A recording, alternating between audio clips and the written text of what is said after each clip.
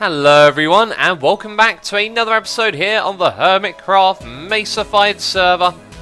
And behind me, a giant iron block box. What is going on here? Tango is working on a new minigame, a pretty fantastic minigame as well. Look at the size of this thing, it is going to be ginormous. I would highly recommend you go check out his video if you're interested in this. I'll give you the general idea.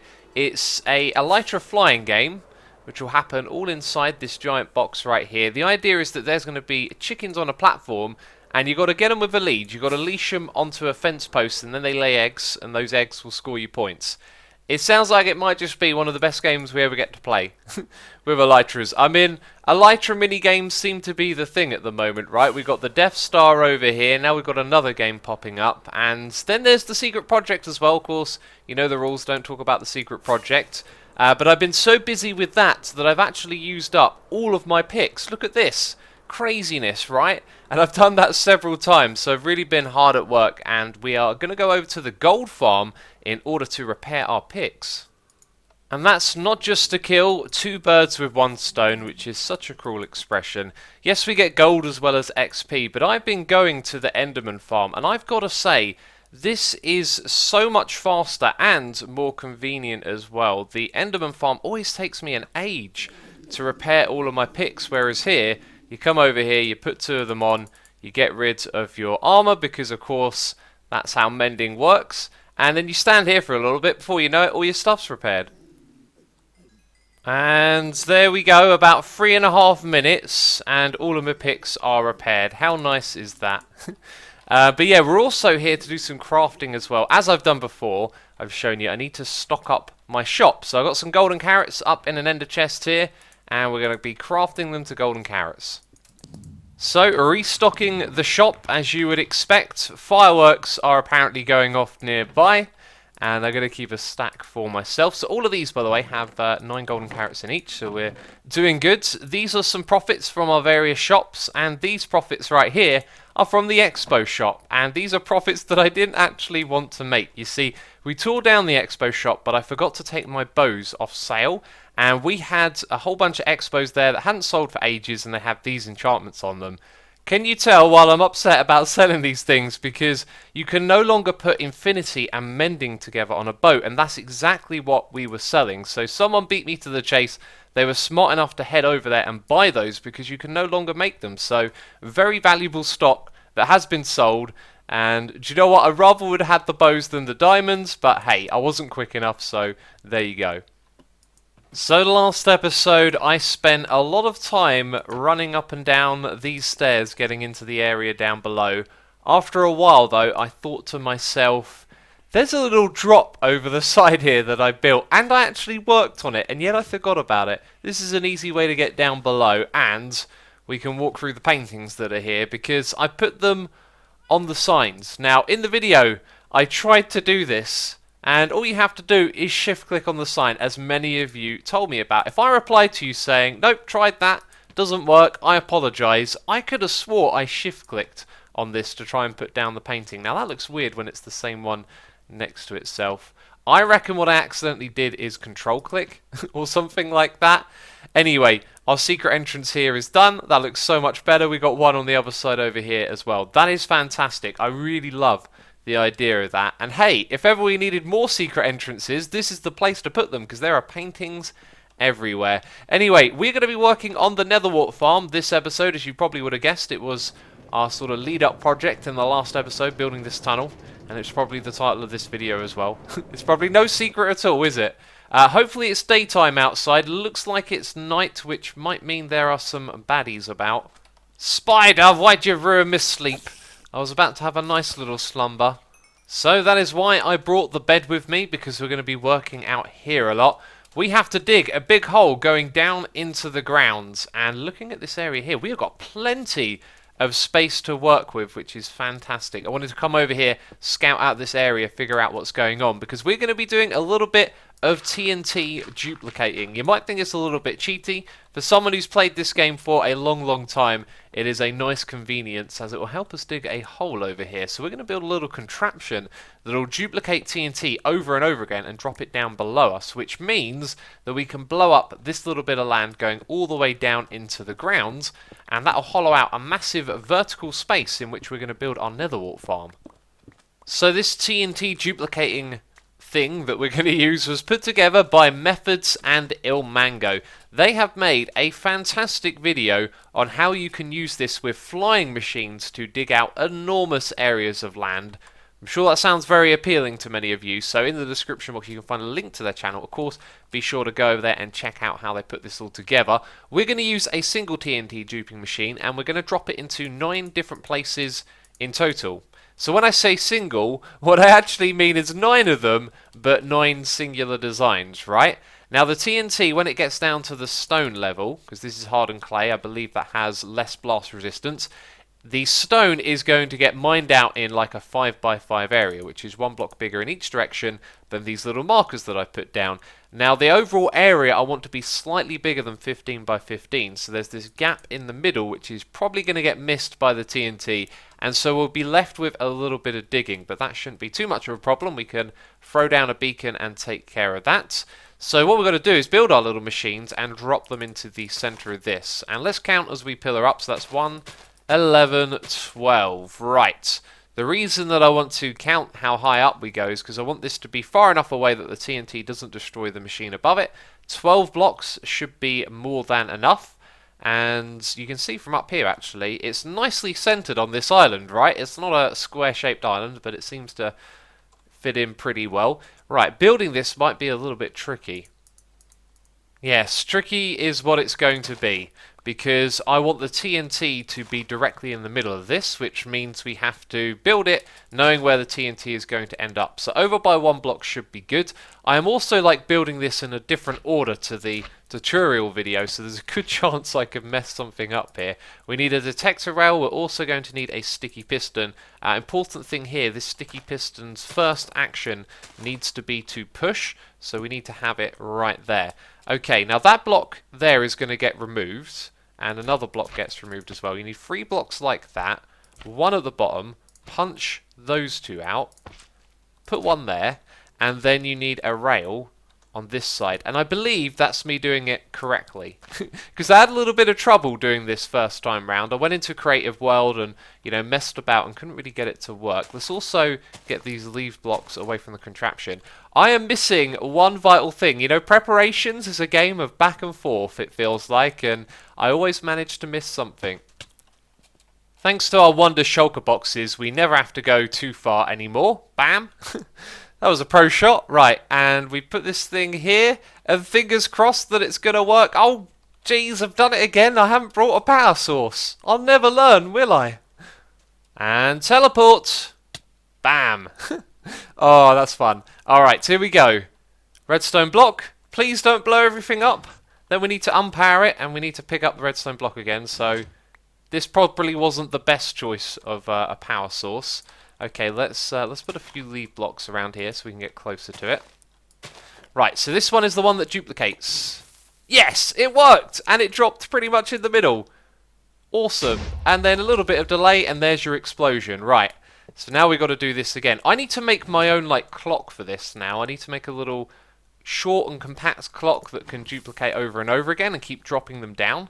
So we put 1 TNT into this. We've got 2 explosions out of it so far. That is awesome. I think what we should do is construct all 9 of these at once and then operate them manually. I'm a little bit worried about dropping lots of TNT in to begin with because, if one explodes and there's another TNT like that nearby, it can send it flying off to one side. So we want to be careful with how we do this.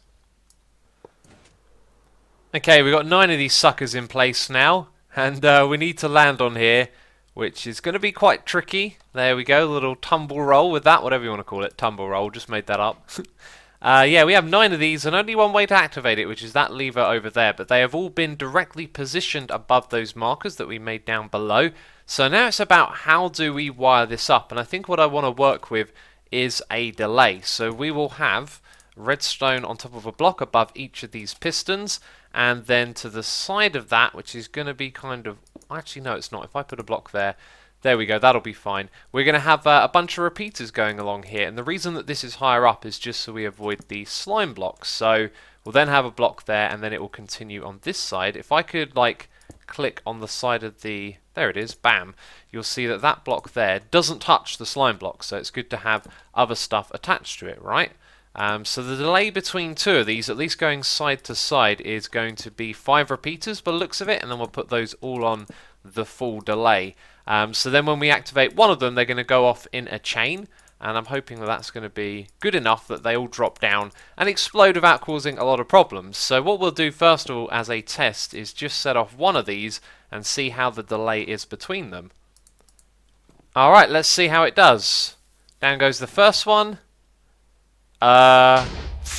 Terrible experiment. I've put the button in the wrong place. Let's put it up the top here. Alright. Down goes the first one. And then the second one. And did you see that? It didn't move the next one along. That's good. However, this one was slightly elevated. So if it were at the same level, it might have got nudged along a little bit. But I think that's going to be good. That seems reasonable. Let's set it up and get this thing going.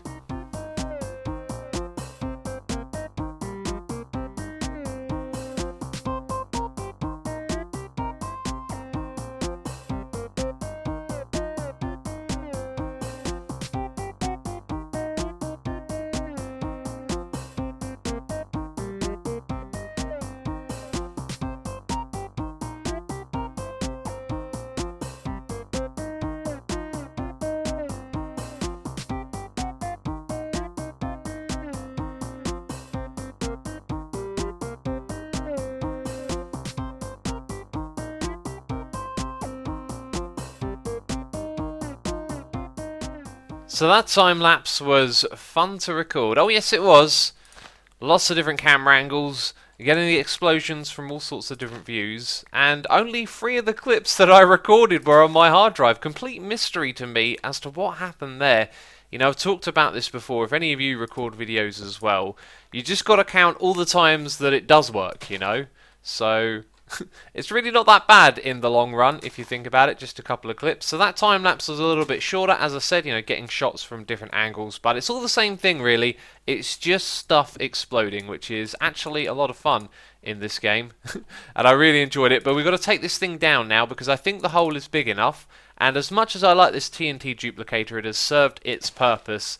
And I don't want it accidentally activating or something happening while I'm down below digging out all of these blocks, because there are a lot left for us to get at the moment. And do you know what? I think I'm just going to do this. I wanted to try and like pick up all the materials, but most of what we're using here is pretty cheap. So we'll just get rid of it all, and then I'll run down around at the bottom and pick up all the bits that are dropped down there, which might be tricky because there are tons and tons of blocks for them to land on that are floating in the air.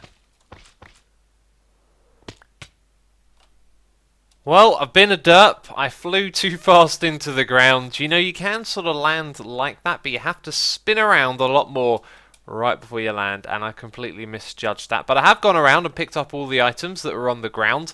There's still some floating on the edges of these blocks, which you might see. Don't worry about those. It doesn't matter if we pick up everything. What we've got to do right now, though, is get this place prepared to have a farm built in the middle of it, and we can't be doing with all of these floaty blocks lying around. So this is turning out to be quite tedious. In fact, it's like a parkour game as I jump around the edges trying to break blocks. You can sort of see I left a little bit of a path behind myself as I dig the blocks above. This is really slow. I was thinking, man, I should have put the TNT closer together and dug away the area around the outside, right? And that probably would have been quicker overall, because now I've got a few bits left around the outside and loads of bits in the middle which are going to be tricky to get to. So then I had a thought, well, I don't have to remove everything immediately, do I? If I start building... Well, miscalculated that one. It looked like there was a ledge to jump onto. Good thing I didn't die though, right? So I'm thinking, if I start building this farm, it is going to give me the means to get to the edges and all of these blocks relatively easy, as it's going to be a vertical farm. So if I start building it from the bottom and move upwards, then I can just move the blocks when they're in my way, which I think is going to be about 10 times easier. So here's my idea. I want to have a platform in this shape, in which our nether warts are going to be planted and water is going to remove it from the platform. So then all the drops will fall down to this edge, which will be like this, and we can stack this up vertically layer after layer, and they all drop down into the same place. Kind of means that these corners, though, are a little bit of unused space, but that doesn't really matter. Also, why is there a 2-block gap there and a 1-block gap there? That's a little bit puzzling. Happens over here as well. 3 blocks on this side. Aha, so I've accidentally gone and put it over that way by 1 block. Well, doesn't matter. Let me show you what I'm talking about. So a bucket of water in the middle will bring the water all the way over to the edge like that, which is fantastic. Now, what I'd like to be able to do is climb up through the middle of this farm. So when we go to replant, we're standing in the middle. We don't have to do as much walking about to reach all of the different places. But also, I want to send our redstone signal through the middle as well. And I've got an idea on how to do this. So the way to do this is with observer blocks, and I haven't actually used them on Hermitcraft. I crafted a stack, our first stack of observer blocks, and if we place them like this, the signal is going to travel upwards.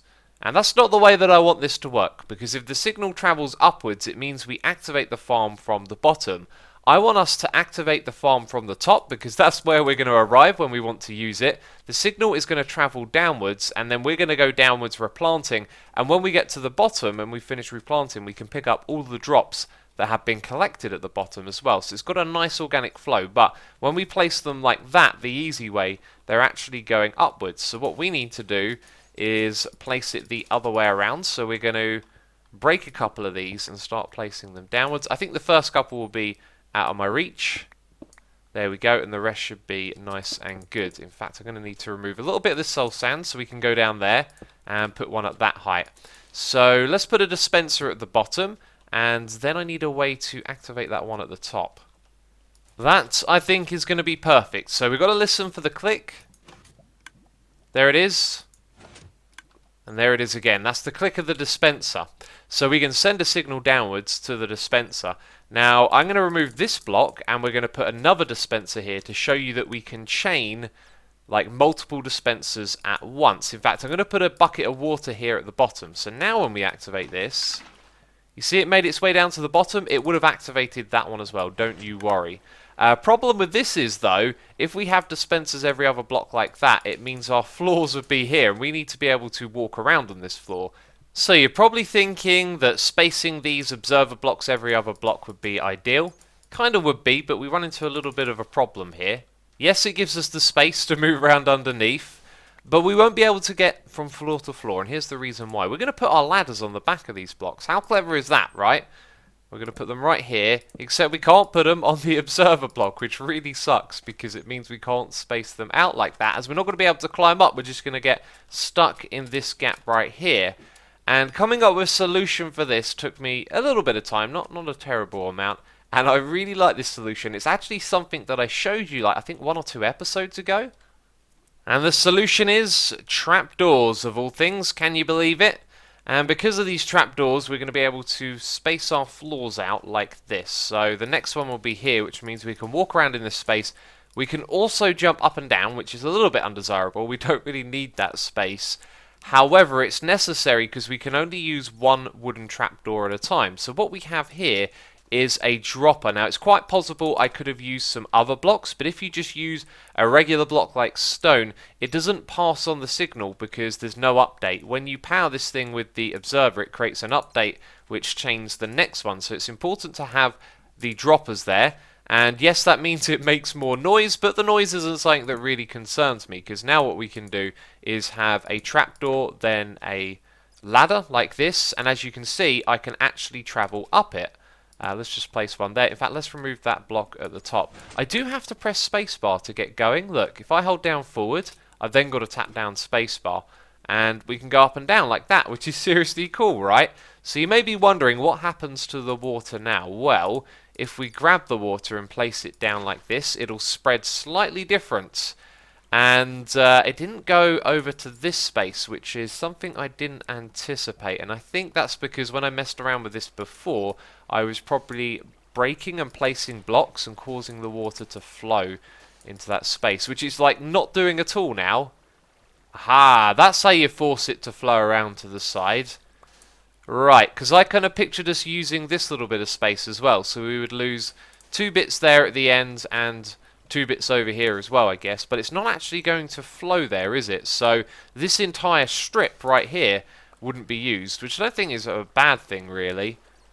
So I want the top of the farm to be where the stone is, and I think the best way for us to build this is to spam the observer blocks first of all, because they all need to face downwards, and I think alternating and trying to figure out where the dispensers and droppers are, because we're working top down, is going to be quite difficult. So if we just get them all in place, when we come back up, then we can remove them when we need to. So I think that's like the smarter way of building this thing.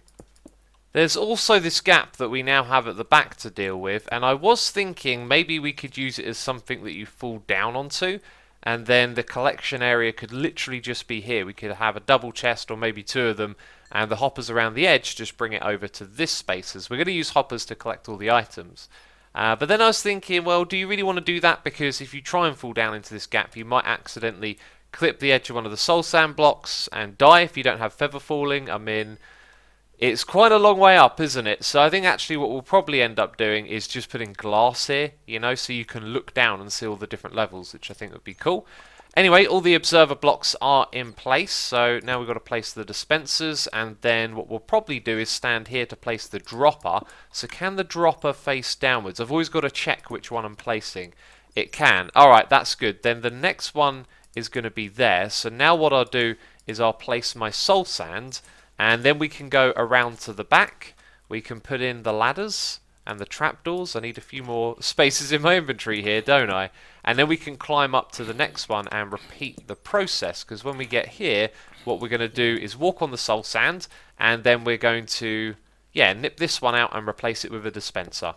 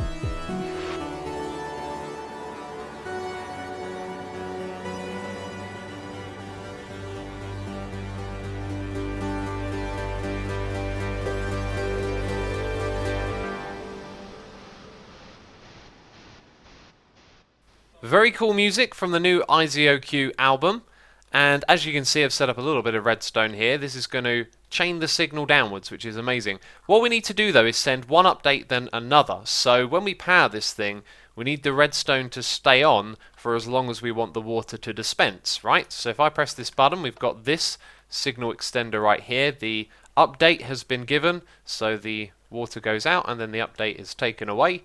That doesn't really make sense. You know what I mean. Turning the wire on and off is 2 updates, but I don't think that that was long enough, and I've been wondering how simple is this thing to extend, because each comparator is like a little bit of delay. So we should be able to slow it down like this and add in a few more of those, and then let's see, redstone, we got that. Nope, that's a slab. And put a button here, press that, bam, there we go. This time it should be a little bit longer. Does it feel longer though? Yes, it feels longer already actually. Hi, is that slowly decaying? It is. That was definitely longer, amazing. So we're probably going to end up with a certain amount of comparators, right? But we got to figure out how long we want this thing to be. So what I thought we would do, and by the way, if you're wondering why there's a glowstone there, if I were to have soul sand and a nether wart, the water, when it's dispensed onto the block in front of it, will destroy the crop that is there. And I believe that that is true of nether warts because crops are, planted on soil. So for that reason, there's no need for anything to be there. So we're going to focus on the nether warts that are directly around this. Since I don't have a lot, I've just got over a stack to work with. I also had to chuck in some glass because without it, the water would flow down. So we definitely need the glass there. And let's press the button again, not that one, this one over here. Hi. And they get popped off, and then they move very slowly because they're on soul sand. But it kind of looks like all of them have made their way over the edge. That's very good to see. So we've probably got more than enough. That was very effective. I will do a few more tests, but it looks like that will do. Maybe make it a little quicker, and it would do that on all the floors, provided that they all had buckets of water in the dispensers. Which they now do. What a great transition that was. They've all got water in. So we can see it in action from up here. Oh yes, that looks fantastic. That is working without a hiccup, right? Because it's going to work. Fingers crossed it's going to be good. So there it goes. Oh, it is perfect. That is such a good design. I am so very, very pleased with this. Oh yes, I am. And I had a little bit of a thought because we need the glass here so that the water doesn't try to flow to this point, which it'll do. If it can see a place to flow downwards, it will go straight there. So we need the glass. And then I was thinking, well, the nether warts on the side might pop off and land on the glass. So maybe what we'll do is replace this with iron bars, or maybe open fence gates. That would also work, because there is a slim chance it could pop off and land directly on the iron bar. Very small chance of that happening, actually.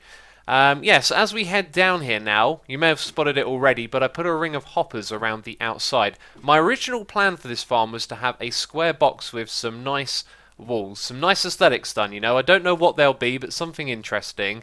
And then I've sort of realised that if we do that, the nether warts might come off from the very, very top, probably, with enough momentum to land further outwards and land in these spaces. So that means more hoppers, and I think actually what will look nicer for the farm is if the walls came up like this. So technically I could have pushed this like over by one block, because the water will come over to this wall and it would push the nether wart off in either side, right? But we're going to have it go back by one. I don't know why I want to do it like that. That's just the way I want to do it. And I've been thinking about the lighting of these platforms as well, because the one glowstone probably isn't enough. We have room above us to put some end rods hanging down, or on each floor we can actually have some glowstone at this sort of level so it shines light back into the farm. So lots of options moving forward, and my lust for diamonds has me with another idea, because I was thinking, hey, how far down are we? We're actually at Y16, so below us is where the diamonds are, and I was thinking, well, if ever I need more nether warts, I can extend this downwards quite easily. I wish I had a reason to dig down below, maybe find some diamonds. And do you know what I should have done? I should have planted some down here, and then I could have been like, oh, diamonds, trolled you a little bit.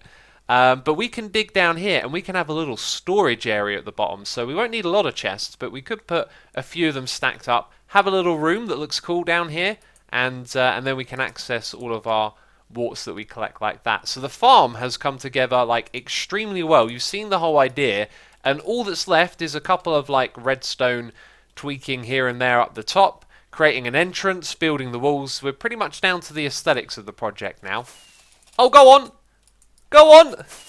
Yes! Oh, amazing. Just took off from the ground there. I wanted to come up into the sky so we could have a look at the surrounding area and see the amazing Hermitcraft server as I sign off for this episode, because that's all I got time for. So if you enjoyed this one, please do leave a like. As always, thank you for your support. We'll be working probably on the Nether Wart farm again next episode, although I do have other plans. I've got so many plans at the moment, things that I can't tell you about right now. But I am excited for the future of Hermitcraft. This server is amazing, beautiful, and wonderful as always. And I need to remove that hat. I need to remove it, don't I? In fact, I think I might do that right now. So, thank you for watching this episode, and I will see you next time. Ciao for now. Bye-bye.